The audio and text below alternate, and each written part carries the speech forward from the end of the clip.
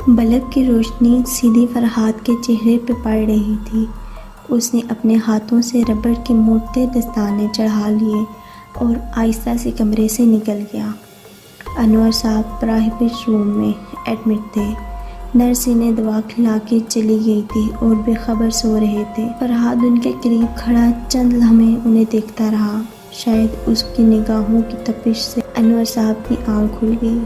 جانے پہچانے مہربان ڈاکٹر فرحاد کو اپنے پاس دیکھ کر انور صاحب کے ہونٹوں پہ کمزور سی مسکراہٹ بکھر گئی۔ ڈاکٹر صاحب، نہ جانے وہ کیا کہنے لگا تھا کہ فرحاد کے مضبوط ہاتھوں نے ان کا منہ سختی سے بند کر دیا، ہمیشہ کے لیے۔ محبت تو محبت ہوتی ہے، کون مقابلہ کر سکتا ہے کہ کس کی محبت میں زیادہ طاقت، زیادہ دیوانگی ہے؟ کیا انور صاحب کی معصوم بچیوں کو اپنے باپ سے محبت نہیں تھی؟ ان کے سوا پوری دنیا میں ان کا کوئی اور سہارا نہیں تھا؟ نسیمہ بیگم کا دنیا میں کوئی نہیں تھا مگر خدا تو تھا، اور خدا تو 70 ماؤں سے زیادہ محبت کرتا ہے۔ کس نے حق دیا تھا فرحاد کو کہ وہ اپنی محبت کو پانے کے لیے لاشیں گراتا پھرے، خدا کے کاموں میں دخل اندازی کرتا پھرے؟ اور کون کر سکتا ہے خدا کے کاموں میں دخل اندازی؟ کون کھڑا ہونے کتاب لا سکتا ہے اس کے فیصلوں کے سامنے؟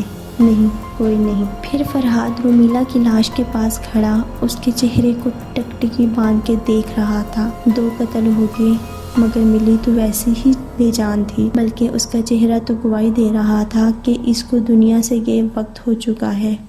ملی کے ہونٹوں پہ گہری نیلاہٹ نمودار ہو گئی تھی۔ ملی، ملی، آنکھیں کھولو، فرحاد نے بے ساختہ پکارا۔ آپ یہاں کیا کر رہے ہیں؟ بالکل خاموش کمرے میں ایک آواز گونجی۔ فرحاد بری طرح چونک گیا۔ فرحاد نے مڑ کے دیکھا۔ سر، آپ اس وقت مورگ میں؟ سسٹر نورین حیران ہو کر پوچھ رہی تھی۔ فرحاد کو خود کو کنٹرول کرنے میں چند سیکنڈ لگے۔ جی، یہ گارڈ کہاں ہے؟ میں اس کو چیک کرنے آیا تھا۔ اس نے اپنا لہجہ سخت کر لیا۔ سر، وہ… نورین ایک دم گھبرا گئی۔ اس کی بہت مرتبہ رپورٹ ہو چکی تھی اور وہ رات کو کمرے میں جا کے سو جاتا ہے۔ آپ کی ڈیوٹی اس وقت کہاں ہے؟ فرحاد نے پوچھا۔ سر، میں راؤنڈ دے رہی تھی، مورگ کا دروازہ کھلا دیکھا تو یہاں آ گئی۔ فرحاد کو اپنی غلطی کا احساس ہوا۔ اسے اندر جا کے دروازہ بند نہیں کیا تھا۔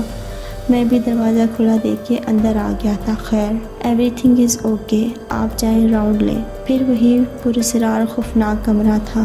آج اس کی نحوست اور بدبو میں اور اضافہ ہو رہا تھا۔ جیون داس کی شکل بھی مزید مکروہ لگ رہی تھی۔ تم نے تو کہا تھا کہ جیسے جیسے میں لوگوں کو قتل کروں گا رومیلا میں جان آتی جائے گی، مگر اس میں تو کوئی فرق نہیں آ رہا، بلکہ اس کی لاش خراب ہونے والی ہے۔ فرحاد اسے گھور رہا تھا۔ جیون داس کو فرحاد کے غصے سے کوئی فرق نہیں پڑ رہا تھا، بلکہ کہا تھا اور ایسا ہی ہوگا، مگر بدبو میں نے یہ تھوڑی کہا تھا کہ تو صرف پہلے سے قبر میں پیر لٹکائے ہوئے لوگوں کا قتل کر۔ بابو، اب آخری بھینت جوان خون کی چڑھا، بالکل جوان خون کی۔ جوان؟ میں جوان انسان کہاں سے لے کے آؤں مار ڈالنے کے لیے؟ تم نے مجھے کوئی عادی قاتل سمجھ رکھا ہے؟ فرحاد کا غصہ بڑھ گیا۔ بابو، یہ تو تجھے سودا کرنے سے پہلے سوچنا چاہیے تھا۔ اس وقت تو پوری دنیا کو ہلانے کے لیے تیار تھا۔ کیا 2 مہینوں میں ہی محبت کا بھوت اتر گیا؟ جیون دات خود بھی کسی بھوت سے کم نہیں لگ رہا تھا۔ بکواس مت کرو۔ تانا فرحاد کی برداشت سے زیادہ تھا۔ تو کیا سمجھ رہا ہے؟ بابو، میں خود کم کشت اٹھا رہا ہوں۔ اس وقت سے ایک رات بھی آنکھ نہیں لگی میری۔ سخت دشوار عمل کر رہا ہوں دیوی کے آگے۔ اب اگر تو نے ذرا بھی چوک کی، معمولی غلطی بھی ہوئی تو سارا کھیل الٹ جائے گا، قیامت آ جائے گی۔ جیون داس کی خون کی طرح سرخ آنکھیں گواہی دے رہی تھی کہ وہ جھوٹ نہیں بول رہا، جانے کب سے مسلسل جاگ رہا ہے۔ ٹھیک ہے، لیکن اگر تیسرے قتل کے بعد بھی رومیلا زندہ نہ ہوئی تو میں ایک چوتھا قتل بھی کروں گا اور وہ تمہارا ہوگا۔ ہاں ہاں ہاں۔ جیون داس کا قہقہ بالکل نیچرل تھا۔ ہاں ہاں ہاں۔ جیون داس ابھی بھی ہنس رہا تھا، مگر وجہ کچھ اور تھی۔ بابو، رومیلا جاگے گی، ضرور جاگے گی۔ تو آخری قتل تو کر کسی جوان انسان کا۔ میری دیوی کو جوان خون کی بھینٹ چاہیے، گرم خون کی۔ ملی دوبارہ ضرور زندہ ہوگی، مگر وہ تیری نہیں ہوگی، وہ میری ہوگی، میرے لیے کام کرے گی، ہر وہ کام جس کا میں اسے حکم دوں گا۔ بابو تو بس ایک مورا ہے، میں اس دنیا پہ حکومت کروں گا، میں صرف نام کا جیون نہیں رہوں گا، میں سچ مچ مردوں کو جیون دیا کروں گا۔ اس محض ٹوٹی ہوئی قبر میں بیٹھ کر جیون داس ایک گھناؤ کالا عمل کر رہا تھا۔ اس عمل کو عین اس وقت مکمل ہونا تھا جس وقت فرحاد آخری قتل کر ڈالتا، جیون داس کی دیوی کو من مانگی بھیت مل جاتی اور جیون داس کو بے حساب شیطانی طاقتیں حاصل ہو جاتی اور وہ ہر شیطانی عمل پہ قادر ہو جاتا۔ وہ قبر میں بیٹھا آنے والے حسین وقت کے تصور سے ہنستا جا رہا تھا اور چشم تصور سے ساری قبروں سے مردوں کو زندہ ہو کر نکلتے دیکھ رہا تھا۔ سسٹر نورین نے فرحاد کی تلاش کو فل سٹاپ لگا دیا تھا۔ وہ کسی گاؤں سے آئی تھی اور ہسپتال کے ہاسٹل میں رہتی تھی اور بالکل جوان تھی۔ جیون داس کی ہدایت کے عین مطابق فرحاد نے اپنے گھر کا دروازہ کھولا۔ نورین جھجکتی ہوئی اندر آ گئی۔ سانولی سلونی کم عمری کی خوبصورتی لیے نورین اس وقت بہت پیاری لگ رہی تھی۔ فرحاد نے سر سے پیر تک اس کا جائزہ لیا۔ نورین نے اس کے جائزے کا کچھ اور مطلب سمجھا اور شرما گئی۔ ویسے اگر سوچا جائے تو کچھ مسئلہ ہی نہ ہو، کبھی نہ ہو۔ ومیلا بھی ایک لڑکی تھی اور نورین بھی۔ ومیلا کب کی مر چکی تھی اور نورین سانسیں لے رہی فرحاد کے سامنے تھی۔ کسی قتل کی ضرورت ہی نہیں تھی۔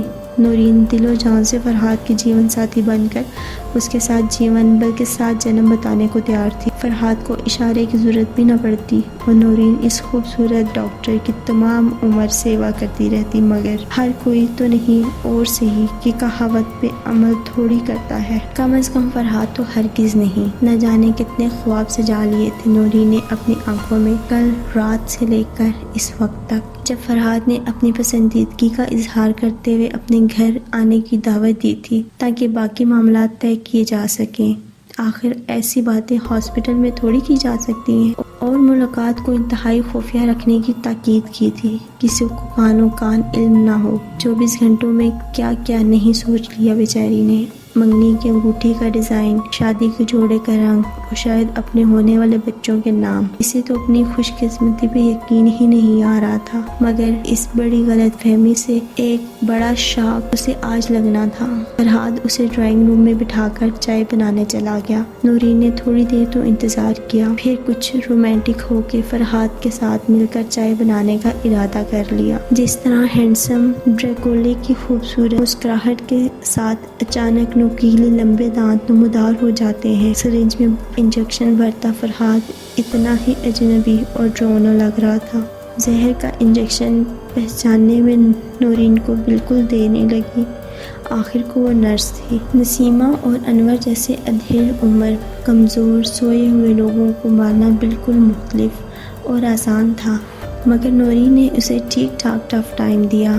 کتنی ہی دیر وہ دونوں آگے پیچھے بھاگتے ہوئے چوہے بلی کا کھیل کھیلتے رہے۔ آخر نورین بیچاری ٹھوکر کھا کے گر پڑی۔ فرحاد بری طرح ہانپ رہا تھا، کانپتے ہوئے ہاتھوں سے وہ انجیکشن لگانے کی کوشش کر رہا تھا اور نورین اپنی زندگی بچانے کی۔ نورین بری طرح مزاحمت کر رہی تھی، مگر فرحاد نے آخرکار انجیکشن نورین کے بازو میں گھسا ہی دیا۔ مگر فرحاد بیچارہ کوئی قتل ایکسپرٹ تھوڑا ہی تھا، وہ بری طرح گھبرایا ہوا تھا اور قدرت کو کچھ اور ہی منظور تھا۔ آج پھر طوفانی بارش برس رہی تھی۔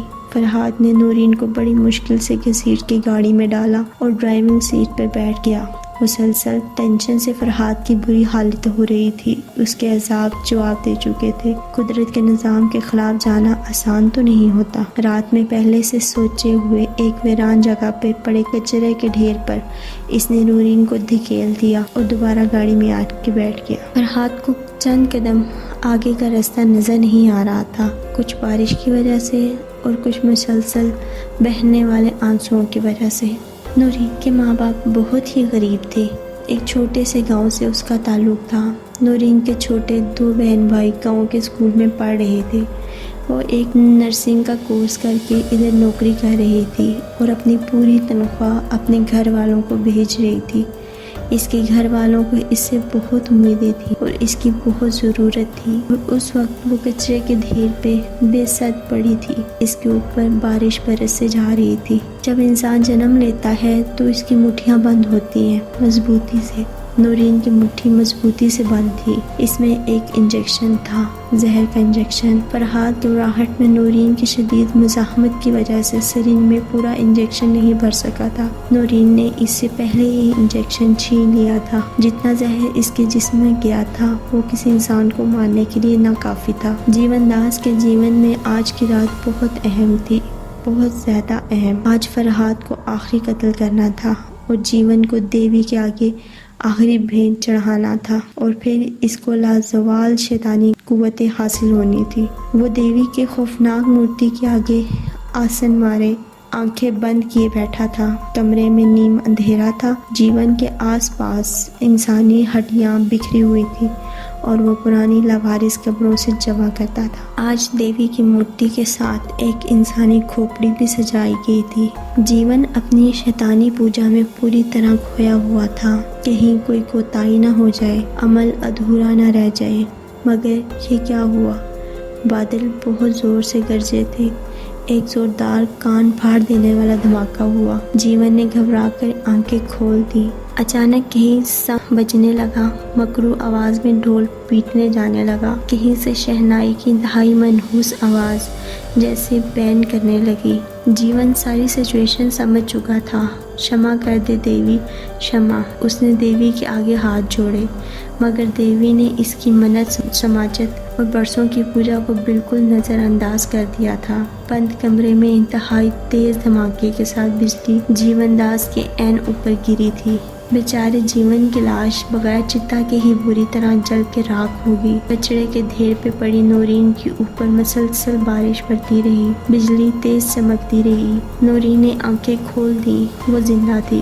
فرحاد نے ہاسپٹل کے آگے گاڑی روک دی۔ اس کا ذہن کچھ بھی سوچ نہیں رہا تھا۔ ایک رپورٹ کی طرح چلتا ہوا وہ سرد خانے میں داخل ہو گیا۔ اس نے جیون داس کی ہدایت کے مطابق ملی کی لاش کو تلک لگایا۔ سرد خانے میں گہری خاموشی تھی۔ وال کلاک کی ٹک ٹک ماحول کو مزید ڈراؤنا بنا رہی تھی۔ ملی کا مردہ وجود اسی طرح بے حرکت پڑا ہوا تھا۔ فرحاد امید بھری نظروں سے اسے دیکھے جا رہا تھا۔ اب شاید اس وجود میں حرکت ہو، شاید اب وہ خوبصورت آنکھیں کھول کے فرحاد کو دیکھے اور محبت سے مسکرا دے۔ اس کی مسکراہٹ کے لیے وہ تڑپ رہا تھا، مگر نہیں، کچھ بھی نہیں، آج بھی نہیں۔ فرحاد کی آنکھیں شدید غم سے سرخ ہونے لگی۔ اس کو لگنے لگا وہ کسی پہاڑ سے نیچے گر رہا ہو، مگر آہستہ آہستہ۔ تو کیا ملی اب بھی نہیں جاگے گی تیسری قتل کے بعد بھی؟ آخ! ایک خیال سے اس کا دل درد سے پھٹنے لگا۔ تو کیا مجھے دوسری مرتبہ اس اذیت سے گزرنا پڑے گا؟ میں نے تو پھر امید باندھ لی تھی کہ رومیلا زندہ ہو جائے گی۔ کیا مجھے دوسری بار اس کے مرنے کی تکلیف کو سہنا پڑے گا؟ نہیں۔ اس کے قدموں سے جیسے جان نکل گئی۔ وہ گھٹنوں کے بل رومیلا کے بیڈ کے پاس بیٹھ گیا۔ ملی، اب تو آنکھیں کھول دو، میں نے تمہاری محبت میں کیا کچھ نہیں کیا۔ وہ سسکنے لگا۔ کتنا بڑا گنہگار بن گیا میں تمہارے لیے، کتنی جانیں وار دی میں نے تم پر، ہر حد سے گزر گیا۔ اپنی محبت، اتنی محبت تو اگر کسی پتھر سے کی جاتی تو وہ بھی بول پڑتا۔ تم آج بھی خاموش ہو؟ بولو ملی، خدا کے لیے، میں تمہاری آواز سننے کو ترس رہا ہوں۔ وہ پاگلوں کی طرح بولتے بولتے بری طرح تھک گیا۔ اس نے اپنا سر رومیلا کے بیڈ سے ٹکا دیا۔ اس کے اعصاب جواب دے گئے تھے۔ اس میں ہلنے کی سکت بھی نہیں رہی تھی۔ باہر بارش دیوانہ وار برس رہی تھی کہ اچانک ایک دھماکہ ہوا۔ کمرے کی ہر چیز ہلنے لگی جیسے زلزلہ آ گیا ہو۔ فرحاد کا دل اتنی تیزی سے دھڑکا جیسے پھٹ جائے گا۔ رومیلا کے اوپر سے سفید چادر ہٹ گئی اور وہ کسی مشین کی طرح اٹھ کے بیٹھ گئی۔ ملی وہی تھی، شاید وہی تھی، کسی روبوٹ کی طرح اکڑ کے بیٹھ گئی۔ فرحاد کو اپنی سرد آنکھوں سے گھور رہی تھی۔ کئی مہینوں سے اس لمحے کے شدید انتظار میں مبتلا فرحاد کی آنسوؤں سے بھری ہوئی آنکھیں حیرت سے پھیل گئیں۔ یہ کیسا وصل تھا، لا حاصل نہ مراد۔ کافی دیر تک فرحاد کی آنکھوں میں اپنی شفاف اجنبی آنکھیں ڈالے رکھنے کے بعد اس نے روبوٹ کی طرح اپنا سیدھا ہاتھ اٹھانا شروع کر دیا۔ فرحاد کسی ٹرانس میں آئے ہوئے انسان کی طرح اس کے سامنے بالکل بے بس تھا۔ ملی نے اس کی گردن پکڑ لی۔ اس کی گرفت بے حد سخت تھی، بالکل غیر انسانی۔ صرف چند منٹوں میں فرحاد کی جان نکل گئی اور ملی نے ایک ہی جھٹکے میں اسے نیچے گرا دیا۔ فرحاد کی محروم بے جان آنکھیں ابھی بھی اکیلی تھیں۔ کہتے ہیں ادھورا علم نقصان دہ ہوتا ہے اور ادھورا عمل، اور وہ بھی شیطانی عمل۔